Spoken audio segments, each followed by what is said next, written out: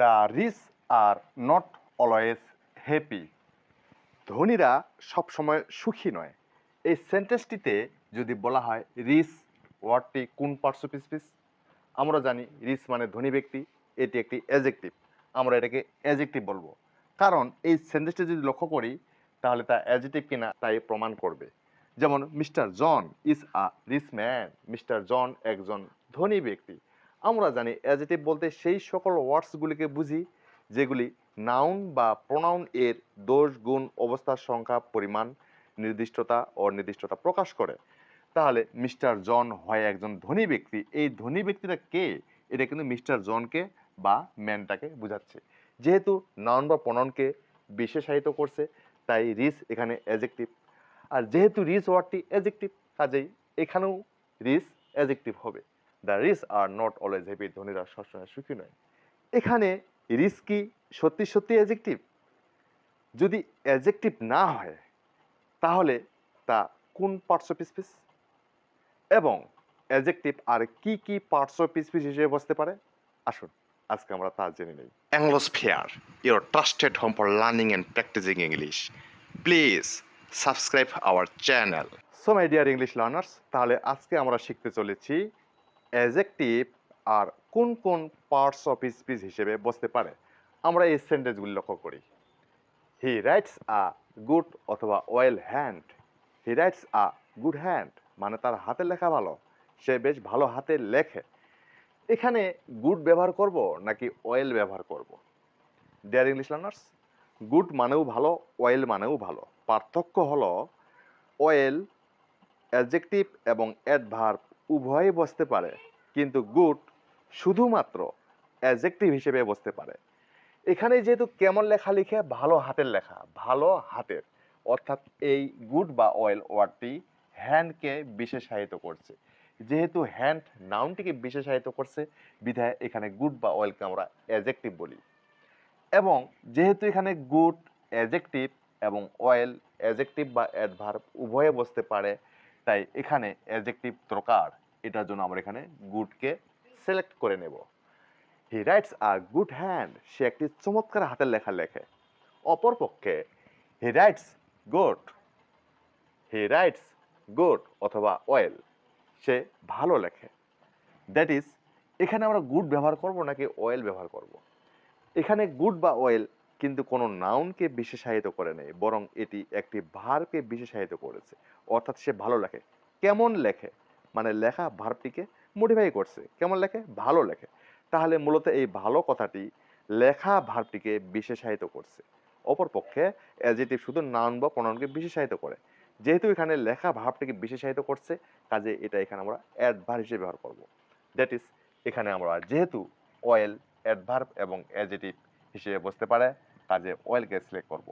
আর যেহেতু গুড শুধুমাত্র অ্যাডজেক্টিভ হিসেবে বসে, আর যেহেতু এখানে অ্যাডজেক্টিভের দরকার নেই, কাজে এখানে গুড লেখার দরকার নেই। তাহলে আমরা জানলাম অ্যাডজেক্টিভ শুধুমাত্র অ্যাডজেক্টিভ হিসেবে বসে না, এখানে অ্যাডভার্ব হিসেবেও বসলো। অ্যাডজেক্টিভ অ্যাডভার্ব হিসেবেও বসতে পারে। The patient is well today, এখানে কিন্তু ওয়েল অ্যাডজেক্টিভ হিসেবে ব্যবহার করা হয়েছে। রোগীটি আজ ভালো আছে। কে ভালো আছে? রোগীটি। এই ওয়েল ওয়ার্ডটি পেশেন্টকে বিশেষায়িত করছে, কাজে ওয়েল কিন্তু অ্যাডজেক্টিভ হতে পারে, আবার অ্যাডভার্বও হতে পারে।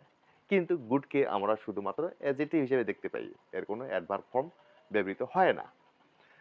নেক্সট আমরা যে প্রশ্ন করেছিলাম, the rich are not always happy, ধনীরা সবসময় সুখী নয়। এর আগে আরেকটি সেন্টেন্স ছিল, mister John is a rich man, mister John একজন ধনী ব্যক্তি। কে ধনী ব্যক্তি? Mister John. এই ধনী বা রিচ ওয়ার্ডটি শুধুমাত্র জনকে বিশেষায়িত করছে, বিধায় সেটি মেয়ারলি একটি অ্যাডজেক্টিভ, একটা ব্যক্তি বা বস্তুকে বিশেষায়িত করছে। কিন্তু এখানে দি রিচ বলতে নির্দিষ্ট কোনো জন বা জনি বা রনি কাউকে না বুঝিয়ে পৃথিবীতে যে সকল মানুষ বিত্তশীল, ধনশীল, ঐশ্বর্যশীল, তাদেরকেই বোঝানো হয়েছে। তার মানে এই রিচ ধনীরা এক জাতীয় সকলকে বোঝাচ্ছে, এটা নিঃসন্দেহে নাউন। এবং যেহেতু এক জাতীয় সকলকে বোঝাচ্ছে, তাই এটা কমন নাউন এবং প্লুরাল নাউন। তাহলে এই রিচ এখানে প্লুরাল কমন নাউন। যদিও রিচকে আমরা অ্যাডজেক্টিভ জানি, কিন্তু এখানে রিচ হচ্ছে নাউন। তাহলে অ্যাডজেক্টিভকে আমরা নাউন হিসেবেও পেলাম। He is a fast speaker, সে একজন দ্রুত কথা বলতে পারে এমন বক্তা, সে একজন দ্রুতগামী বক্তা, সে একজন চটপটে বক্তা।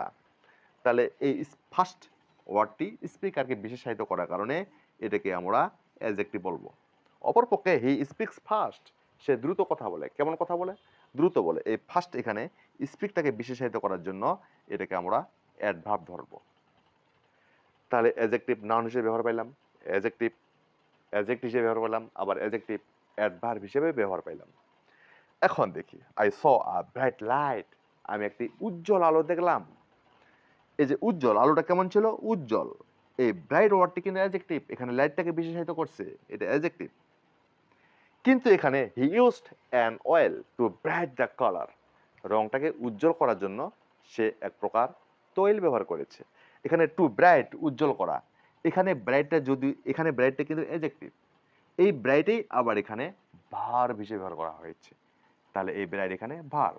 যদিও ব্রাইটকে আমরা গঠনগত দিক দিয়ে ব্রাইট, ব্রাইটেন, ইএন যোগে ভার্ব করতে পারি। মূলত আজকে আমরা একই ওয়ার্ডের বিভিন্ন পার্টস অফ স্পিচ হিসেবে ব্যবহৃত হয় তা নিয়ে আলোচনা করছি। এখানে ওয়ার্ড ফরমেশন নয়, কাজে এই ব্রাইটকে আমি ব্রাইট রেখে দিয়েছি। ব্রাইটকে কিন্তু ব্রাইটেন দ্বারা আমরা ভার্ব বানাতে পারি। ব্রাইট, ব্রাইট, ব্রাইটেন, ব্ল্যাক, ব্ল্যাকেন, ঠিক এরকম ভাবে। তাহলে অ্যাডজেক্টিভ এখানে ভার্ব হিসেবে ব্যবহৃত হইল। Great, you help the poor. Great, সাবাস, এটা মহান কাজ। ইউ হেল্প দ্য পোর, তুমি গরিবদের সাহায্য করলে। তাহলে এখানে দি পোর ঠিক দি রিচের মতো আর্টিকেলের পরে ব্যবহার করা হয়েছে, বিধায় এখানে এটাকে নাউন, এটাকে আমরা নাউন বলবো। ঠিক যেমন এটি আর্টিকেলের পরে ব্যবহার করা হয়েছে বলে এটাকে নাউন ধরে নেই, তদ্রূপ আর্টিকেল বলে ব্যবহার করা হয়েছে, নাউন। গ্রেটটা অ্যাডজেক্টিভ, কিন্তু এখানে আমরা আবেগ প্রকাশ করছি, এক্সক্লামেশন সাইন ব্যবহার করেছি, তাই অ্যাডজেক্টিভ আবার ইন্টারজেকশন হিসেবে ব্যবহৃত হতে পারে। Thank you.